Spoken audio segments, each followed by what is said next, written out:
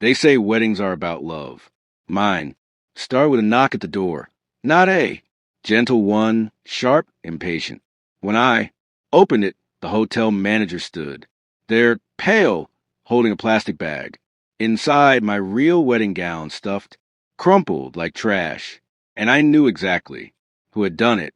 Her perfume gave her, away before her voice ever did. My mother-in-law, while I sat in the bridal.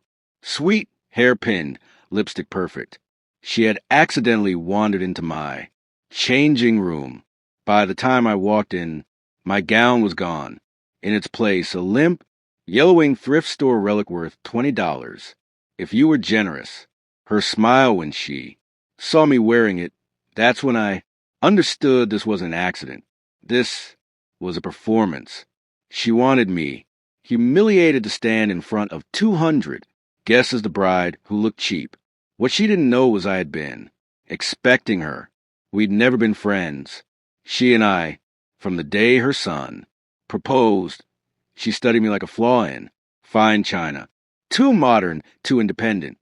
I caught the whispers at dinners, the little jokes about my taste. She liked control.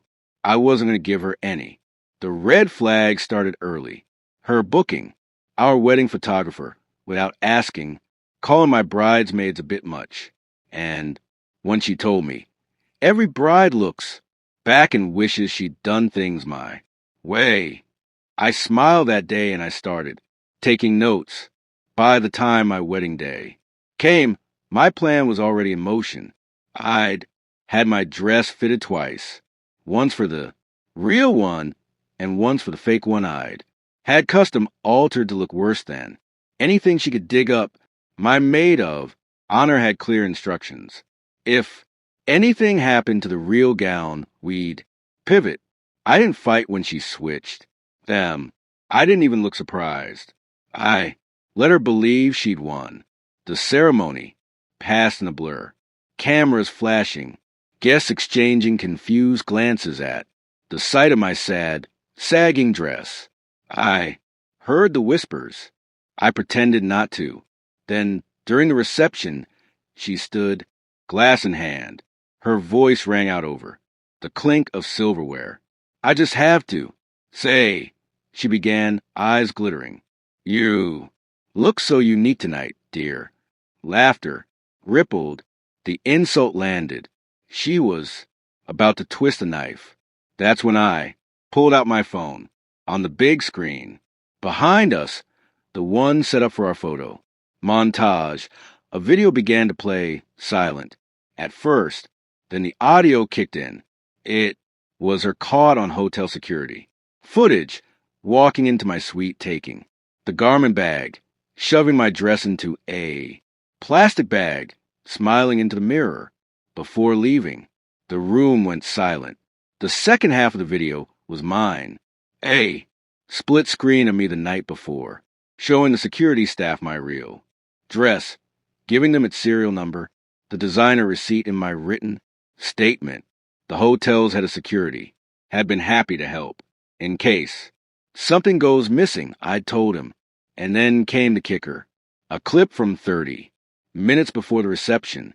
The police arriving. The officer politely informing her that theft over $2,500 was a felony. The camera caught her face as the realization hit. The guests saw it, too. She didn't get arrested on the spot. No, she had to sit through the rest of the reception trembling, her perfect makeup cracking. Every guest avoided her. Her friends whispered. My family didn't speak to her. I danced. I laughed. I toasted. And when she tried to leave early, I reminded her she still owed the DJ's payment, the one she'd insisted on covering as a gift. I'd made sure he only accepted it from her in cash in front of everyone. By the end of the week, her son, my new husband, had moved her spare key from our house to the bottom of a locked drawer. She wasn't invited to our honeymoon send-off. She spent the next month dealing with legal letters from my lawyer, who negotiated a Settlement in exchange for me not pressing charges. The settlement, exactly $3,000, paid directly to me. Revenge didn't come in a shout. It came in the quiet satisfaction of watching her realize that every step she'd taken had been predicted, that the trap wasn't sprung on her. She had walked willingly into it. I didn't need to scream. I didn't need to gloat. I just smiled because in that moment she knew the truth. She would never win against me. If you enjoyed the story, don't forget to like the video, subscribe to the channel, and share it with someone who'd love it too.